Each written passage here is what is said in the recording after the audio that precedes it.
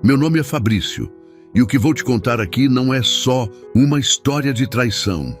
É uma história de renascimento. Durante anos, fui o braço direito da diretoria de uma das maiores corporações do país. Mas ninguém viu como tudo começou. Cheguei ali com uma mochila nas costas, recém-formado, com o coração cheio de sonhos e o bolso vazio. Entrei como estagiário em um setor esquecido, onde ninguém lembrava nem meu nome. Fazia café, imprimia relatórios e, quando sobrava tempo, estudava as planilhas dos analistas. Naquela época não tinha horário. Eu varava madrugadas na empresa, dormia em cima da minha mesa e tomava banho no banheiro do estacionamento. Lembro de uma noite em que minha mãe me ligou no meio de uma reunião, desesperada porque meu pai tinha tido um princípio de AVC. Eu pedi licença por 2 minutos. Fui até o banheiro. Chorei em silêncio e depois voltei para a sala como se nada tivesse acontecido. Enquanto meus amigos postavam fotos em praias, baladas, viagens, eu postava relatórios entregues antes do prazo. Natal? Passei vários longe da família, preso, em conferências de última hora. Aniversário da minha irmã, perdi 3 seguidos. E quando meu avô morreu, o único que acreditava em mim, eu assisti ao enterro por videochamada, dentro de um táxi, a caminho de mais uma reunião de emergência. Porque para mim, a empresa era tudo. Eu respirava aquilo. Comia metas no café da manhã e engolia pressão no jantar. Fiz da empresa minha casa. E do sucesso, minha religião. Subi um degrau de cada vez, de analista júnior a coordenador, de gerente a diretor. E quando vi, eu era o responsável por decisões que movimentavam milhões. Passei a ser chamado para as decisões mais estratégicas. Álvaro Monteiro, o CEO, começou a me apresentar como o futuro da companhia. Chegamos a dividir jantares com ministros e CEOs internacionais. E em todas essas mesas, ele dizia: Fabrício é meu orgulho, é o homem que vai levar essa empresa para o mundo. Mas nada disso me preparou para o que estava por vir. Porque no momento em que eu alcancei o topo, no exato instante em que eu cruzei a linha de chegada de um projeto que levaria qualquer profissional à eternidade. Foi aí que me chutaram como um copo descartável. E o pior, foi no momento mais alto da minha carreira. Fechei o contrato em Londres. Foi histórico, 2 bilhões de reais. Um acordo que ninguém acreditava ser possível. Fui sozinho, sem comitiva. Sem apoio jurídico da empresa, sem palmas. Só eu, minha pasta, meu terno gasto e a confiança que conquistei ao longo de anos de trabalho. Durante 3 dias, dormi mal, comi mal, negociei como um cão acuado, mas fechei. Assinamos no fim da tarde de uma sexta-feira, quando a CEO europeia apertou minha mão e sorriu dizendo: "Você é um gênio, o mundo vai ouvir seu nome." Eu quase chorei. No voo de volta, pedi um whisky. Pela primeira vez em anos, me permiti relaxar. Encostei a cabeça na poltrona e sonhei com o futuro. Imaginei a notícia estampada nos sites. Fabrício da Silva fecha a maior fusão corporativa da década. Pensei até em como contaria isso para minha mãe. Ela sempre dizia que um dia eu ia ser importante. E naquele voo, eu finalmente acreditei que era. Mas quando desembarquei em Guarulhos, tudo desabou. Meu celular apitou assim que conectei no Wi-Fi do aeroporto. Uma única mensagem. Sem emojis, sem vírgulas, sem alma. Fabrício, venha direto para minha sala. No carro da empresa fiquei mudo. O motorista, que me conhecia há anos, tentou puxar conversa. E aí, chefe, deu tudo certo em Londres? Mais do que certo, respondi. Vai ter festa na firma, hein? Fingi um sorriso.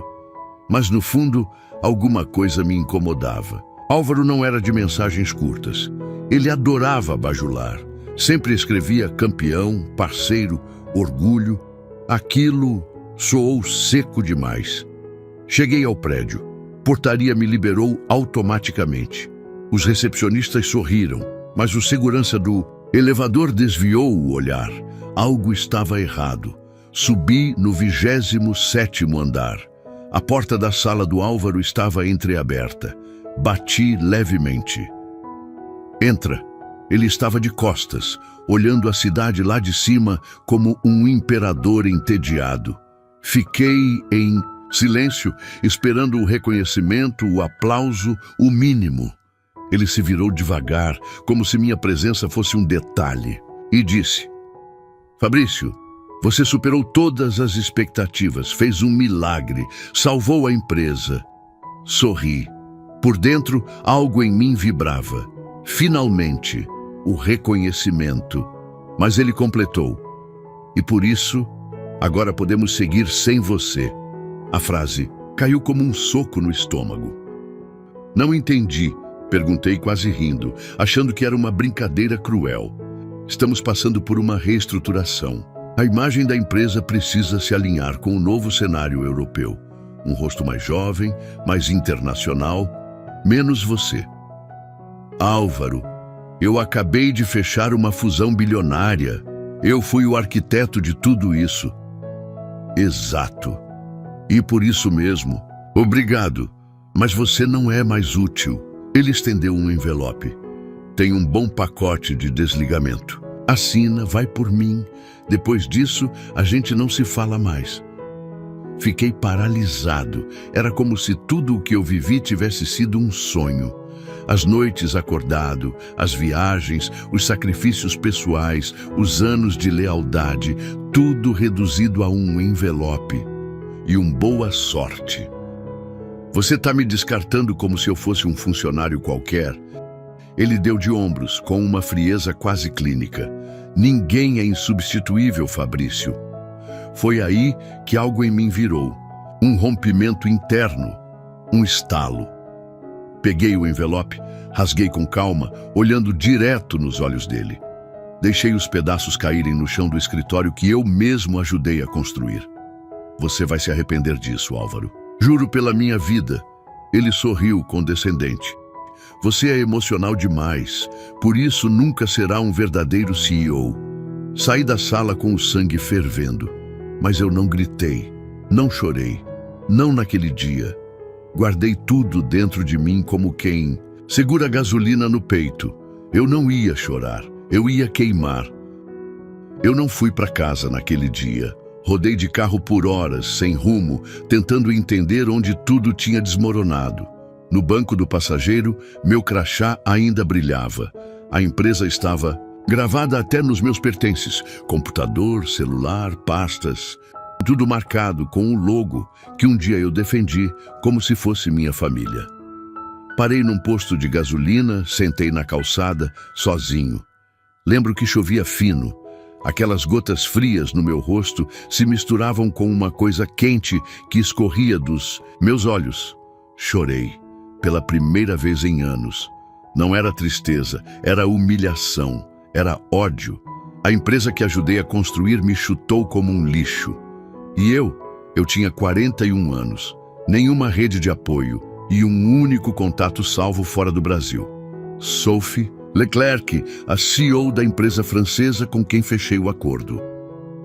Naquele instante, decidi duas coisas. Primeira, que nunca mais me curvaria diante de ninguém. Segunda, que faria Álvaro se arrepender de cada palavra. Na semana seguinte, minha vida virou pó. Cancelei meu aluguel, vendi meu carro. Comi miojo por 10 dias. Não tive coragem de contar nem para minha mãe. Dizia que estava de férias, mas enquanto meu corpo definhava, minha mente trabalhava. Comecei a estudar tudo o que Álvaro deixava escondido. Contratos escusos, fraudes contábeis, parceiros duvidosos. Usei contatos antigos, cruzei dados, e quanto mais eu cavava, mais podre aparecia. Decidi que era hora de agir. Entrei em contato com Sophie. Bonjour, Fabrício. Ela atendeu animada. Ouvi dizer que você foi desligado da empresa. Lamento muito. Não lamente, Sophie. Foi a melhor coisa que poderia ter me acontecido. Ela riu, surpresa. Então, o que deseja? Desejo criar uma nova empresa, só minha, ética, limpa, e quero você como sócia estratégica. Houve uma pausa do outro lado. E seu ex-chefe, Álvaro, ele vai assistir tudo de camarote, vai ver seu império ruir, pelas mãos do homem que ele descartou. Então ela aceitou. Nos meses seguintes, renasci. Sophie me deu o primeiro aporte. Contratei uma equipe pequena, mas leal, gente boa, que também havia sido queimada por empresas como a minha antiga.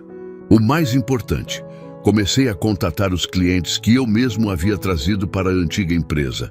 Expliquei a verdade, mostrei os números, falei sobre as mentiras de Álvaro. Metade deles me seguiu sem pensar duas vezes.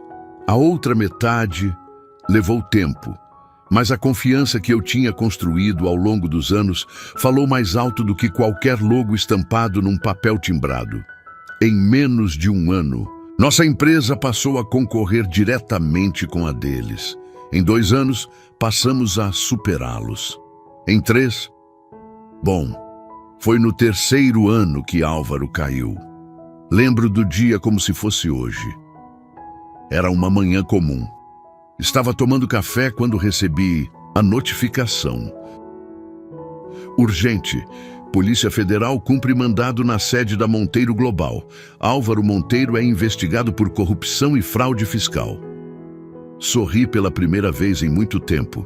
Liguei à TV. Vi ele sendo escoltado por 2 agentes, de cabeça baixa, algemado. A empresa que um dia foi tudo para mim estava agora destruída, pelo próprio ego de quem achou que era Deus. Mas eu não terminei ali. Fui convidado para dar uma palestra em um congresso internacional em São Paulo. Tema: Liderança Ética e Reconstrução. A plateia estava cheia. Empresários, investidores, jornalistas. No fim, uma repórter me perguntou: Fabrício, se pudesse voltar no tempo e conversar com o Álvaro daquele dia em que foi demitido, o que diria? Pensei por alguns segundos. Sorri. Olhei fixo para a câmera.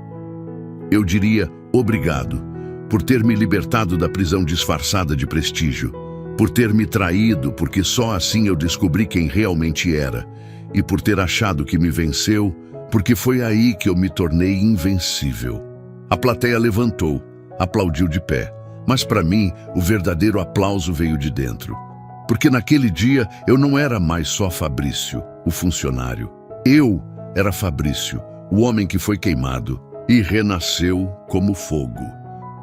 Se essa história tocou algo dentro de você, se em algum momento da vida você também foi descartado por quem deveria reconhecer o seu valor, deixe um "eu renasci" aqui nos comentários.